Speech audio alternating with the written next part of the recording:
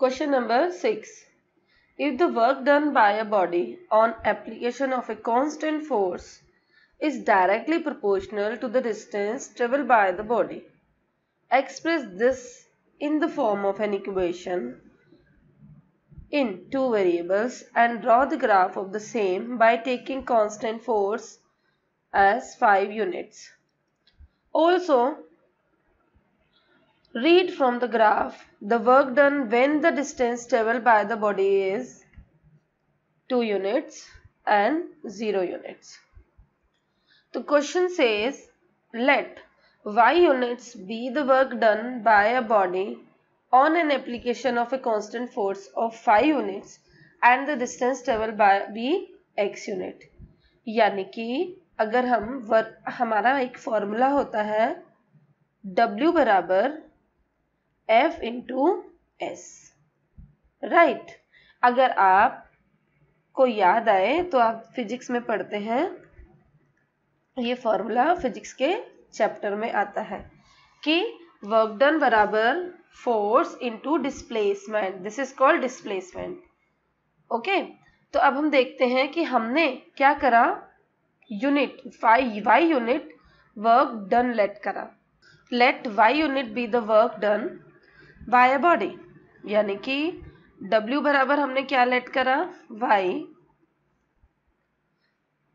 On an application of constant force of 5 units, और force हमारे पास है, दिस इज कांस्टेंट, तो ये तो चेंज नहीं होगा। ये हमने लेट करा y यूनिट्स, ये हमने लेट करा है 5 यूनिट्स, हमने लेट नहीं करा, ये गिवन है। And the distance travel by b x unit, यानी कि जो डिस्प्लेसमेंट है वो हमने लेट करी है y यूनिट्स, राइट। अब हम ये वैल्यूज अपने फॉर्मूले में लगाए तो फॉर्मूला क्या बन जाता है, W बराबर F इंटू एस होता है। W हमने y लेट करा, y बराबर K इंटू एस, क्योंकि उसने बोला है constant force K into S, right.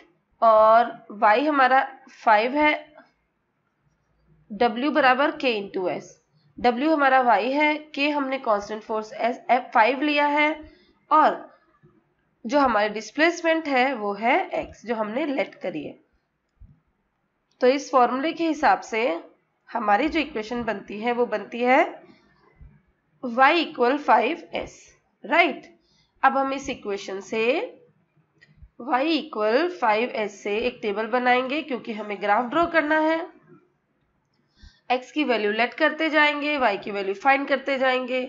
तो हमने ये बनाई टेबल, सबसे पहले हमने x की वैल्यू रखी 0, तो y की वैल्यू आई 0, 5 इंटू 0 0। x की वैल्यू रखी 1, तो y की वैल्यू आई 5 इंटू 1 5।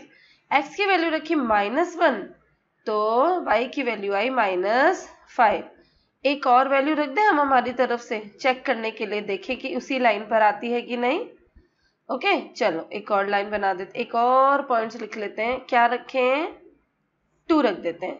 अगर हमने x की वैल्यू रखी 2, तो y की वैल्यू आएगी 10। अब देखो हमारा कोऑर्डिनेट्स, सबसे पहले हम हमारे कोऑर्डिनेट्स लिख लेते हैं 0 0 1 5 -1 -5 2 and 10, राइट। तो देखें, this is x axis and this is y axis. सबसे पहला पॉइंट हमने लिया 0 0, ये आया यहाँ पर। दूसरा पॉइंट है 1 and 5 1 and 5, ये रहा। तीसरा पॉइंट है -1 and -4 -5, वो भी ये रहा।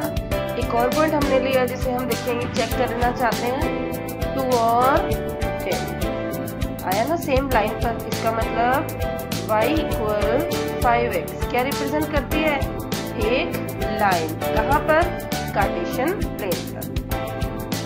अब क्योंकि हमारी इक्वेशन है 5x और हमें आगे भी क्वेश्चन दिया है फ्रॉम द ग्राफ उसने हमें बोला है, नॉट फ्रॉम हियर, यहाँ से नहीं बोला है। जब हमारे पास x बराबर 2 है, x बराबर 2 है तो y कितना होगा, तो हम x बराबर 2 से इसे देखेंगे तो y आया 10।